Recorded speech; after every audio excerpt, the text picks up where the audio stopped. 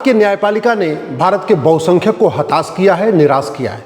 और उसका एक बड़ा कारण यह है कि जाने अनजाने माननीय सुप्रीम कोर्ट और हाई कोर्ट के जजों ने बहुत सारे गलत इंटरप्रिटेशन किया है, बहुत सारी गलत व्याख्या किया है और कई सारे गलत फैसले भी दिए हैं। माननीय हाई कोर्ट और सुप्रीम कोर्ट के जज न तो गुरुकुल में पढ़े हैं न मदरसा में पढ़े हैं, लेकिन उनको वो कहते हैं गुरुकुल मदरसा एक समान है। जजों ने न वेद पुराण पढ़ा न बाइबल कुरान पढ़ा, लेकिन कहते हैं वेद पुराण बाइबल कुरान एक समान है। हमारे जो माननीय सुप्रीम कोर्ट के जज हैं, न उन्होंने भगवत गीता पढ़ा, न उपनिषद पढ़ा, न उन्होंने रामायण पढ़ा, लेकिन और न हदीस पढ़ा, फिर भी कहते हैं उपनिषद गीता हदीस सब एक समान है। ये तो वही बात हो गई कि आम और बबूल एक समान है, और कहते भी है क्योंकि आम भी पेड़ है बबूल भी पेड़ है, भले ही आम फल देता हो भले ही बबूल कांटा देता हो, लेकिन चूंकि दोनों पेड़ हैं इसलिए equality before law, equal protection of law, आम और बबूल एक समान है। लोमड़ी हो और भेड़िया हो या हिरण हो, दोनों का स्वभाव अलग अलग है, लेकिन हमारे हाईकोर्ट सुप्रीम कोर्ट के जज कहते हैं लोमड़ी भेड़िया हिरण सारे के सारे चूंकि एनिमल है, सारे के सारे जानवर हैं, इसलिए equality before law, equal protection of law, सब एक समान है। ये सबसे बड़ी दिक्कत आ रही है। हमारे हाई कोर्ट सुप्रीम कोर्ट के माननीय जज न उन्होंने धर्म को समझा, न उन्होंने मजहब को समझा, न उन्होंने मनुस्मृति में जो धर्म की व्याख्या है, हमारे उपनिषदों में धर्म की व्याख्या है, उसको कभी पढ़ा ही नहीं। लेकिन वो धर्म को रिलीजन कहते हैं, रिलीजन को धर्म कहते हैं, धर्म को मजहब मानते हैं, मजहब को धर्म मानते हैं। और ये गलती हाई कोर्ट के जज भी करते हैं, सुप्रीम कोर्ट के जज भी करते हैं, सांसद विधायक मंत्री मुख्यमंत्री शिक्षा मंत्री सब लोग ये गड़बड़ी कर रहे हैं। क्योंकि नेताओं की इमेज तो पहले खराब हो गई थी, लेकिन धीरे धीरे ग्रेजुअली हाई कोर्ट और सुप्रीम कोर्ट के फैसलों से भी देश का बहुसंख्यक हताश है, निराश है, और उसका एक बड़ा कारण यही है।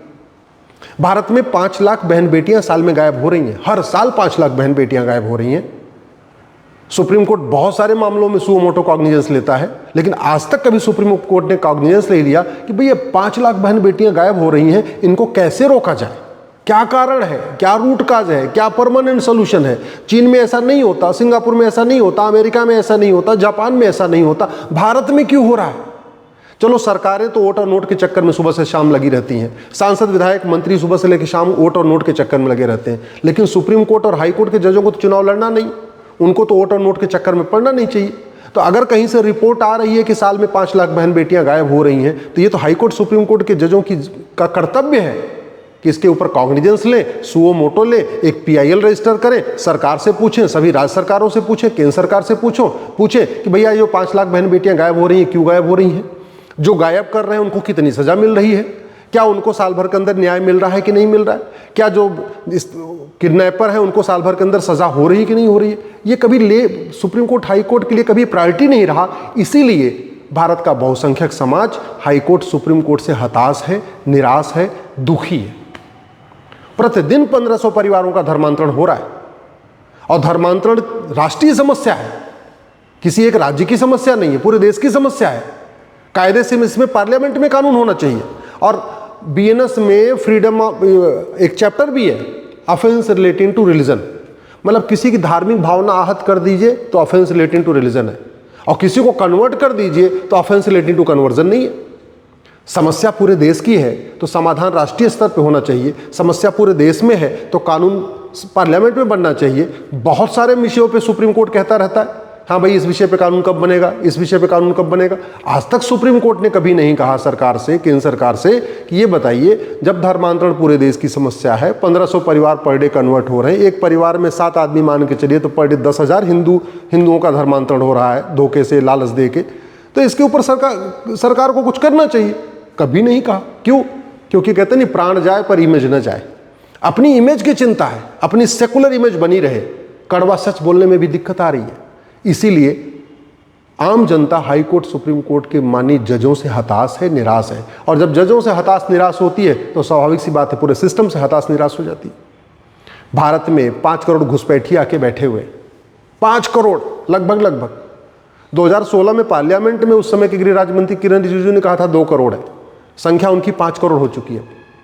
लेकिन कभी सुप्रीम कोर्ट ने नहीं कहा कि ये भारत धर्मशाला नहीं है, हमारी संख्या पहले बहुत ज़्यादा हो चुकी है, सरकार इनको बाहर निकालने के लिए क्या स्टेप ले रही है, कभी नहीं।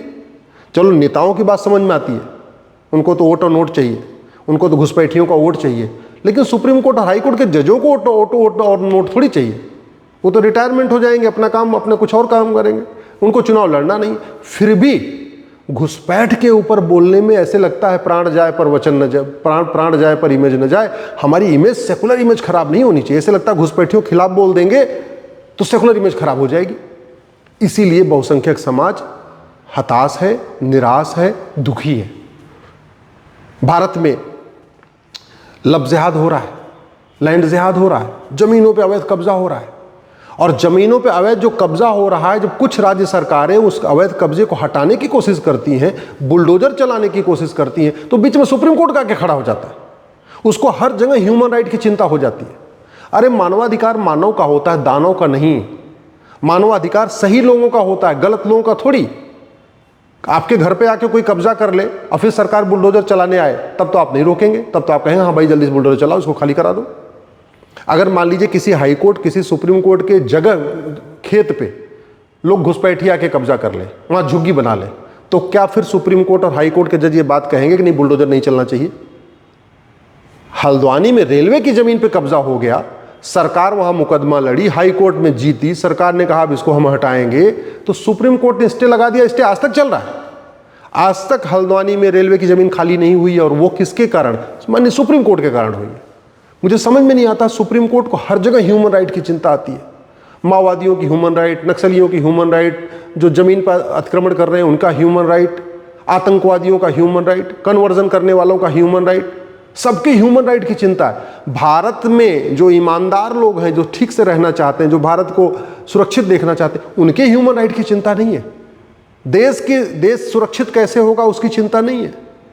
तो या तो इतनी दृष्टि नहीं है कि हम जो कर रहे हैं उसका साइड इफेक्ट क्या हो रहा है, और शायद नतीजा यही है। आज की डेट में सोशल मीडिया में हर चीज़ की समीक्षा होती है। अब वो ज़माना चला गया कि लोग समीक्षा नहीं करते।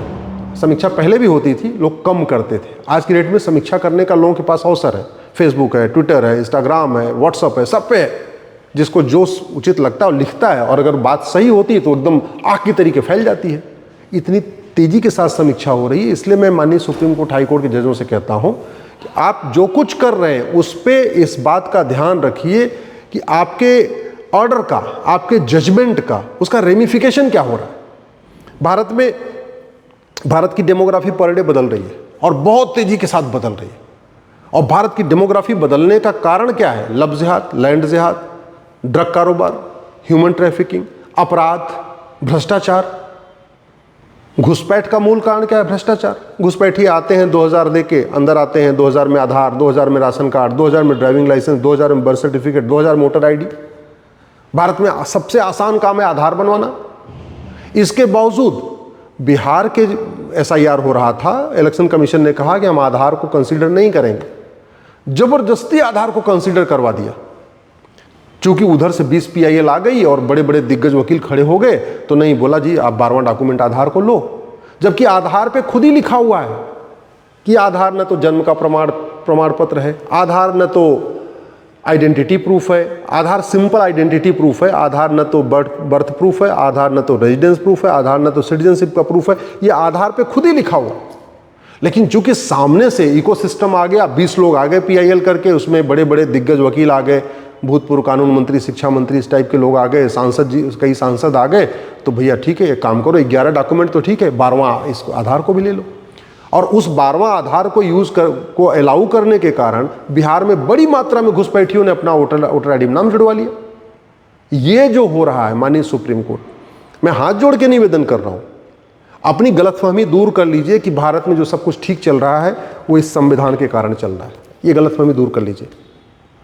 राजा हरि सिंह ने कभी सोचा नहीं था पंजाब के टुकड़े होंगे, पंजाब का टुकड़ा हुआ। राजा शशांक ने कभी सोचा नहीं था बंगाल के टुकड़े होंगे, बंगाल के 2 टुकड़े हुए, ईस्ट बंगाल, वेस्ट बंगाल। पंजाब के 2 टुकड़े हुए, ईस्ट पंजाब, वेस्ट पंजाब। राजा हरि सिंह ने कभी नहीं सोचा था कश्मीर में नरसंहार होगा, कश्मीर के 2 टुकड़े होंगे, कश्मीर के 2 टुकड़े हुए। कभी लाल बाल पाल ने नहीं सोचा होगा, भगत सिंह, सुखदेव, राजगुरु ने कभी नहीं सोचा होगा कि भारत के 2 टुकड़े होंगे, लेकिन भारत के 2 टुकड़े हुए। और आज की डेट में भारत में 9 राज्यों की डेमोग्राफी बदल चुकी है। 800 जिलों में से 200 जिलों की डेमोग्राफी बदल चुकी है। 6000 तहसीलों में से 1500 तहसीलों की डेमोग्राफी बदल चुकी है। शायद इस बात को हमारे माननीय सुप्रीम कोर्ट के जज, हाई कोर्ट के जज या तो समझ नहीं रहे या तो जानते नहीं हैं, और जानते हैं तो उनको इसका इफेक्ट समझ में नहीं आ रहा कि 15 से 20 साल के बाद क्या होगा। जो नहीं सोचा था वो हुआ, जो राजा शशांक ने नहीं सोचा था वो हुआ, बंगाल के टुकड़े हुए। जो गांधी जी ने नहीं सोचा, वीर सावरकर जी ने नहीं सोचा, नेताजी सुभाष चंद्र बोस ने नहीं सोचा, भगत सिंह, सुखदेव, राजगुरु ने नहीं सोचा, वो भी हुआ। भारत के 2 टुकड़े हुए। राजा रणजीत सिंह ने नहीं सोचा, फिर भी पंजाब के 2 टुकड़े हुए। राजा हरि सिंह ने नहीं सोचा, फिर भी कश्मीर के 2 टुकड़े हुए। पंडित नंदराम टिक्कू ने नहीं सोचा था, फिर भी अफगानिस्तान से हिंदू खत्म हुए, जैन खत्म हुए, बौद्ध खत्म हुए, सिख खत्म हुए। ये बात हमारे हाई कोर्ट, सुप्रीम कोर्ट के जज क्यों नहीं समझ रहे हैं? क्यों अभी भी इस गलतफहमी में है कि वेद, पुराण, बाइबल, कुरान एक समान होता है? क्यों अभी भी इस गलतफहमी में है कि गुरुकुल मदरसा एक समान है? क्यों अभी भी इस गलतफहमी में है कि धर्म और रिलीजन एक समान होता है? क्यों इस गलतफहमी में है कि सारे मजहब नहीं सिखाता आपस में बैर रखना? ये गलतफहमी पता नहीं कब तक रखेंगे, और शायद इसी गलतफहमी का नतीजा है उनके जो फैसले होते हैं उसका दुष्परिणाम समाज के ऊपर पड़ता है। और इसीलिए बहुसंख्यक समाज हताश है, निराश है, दुखी है और गुस्से में है।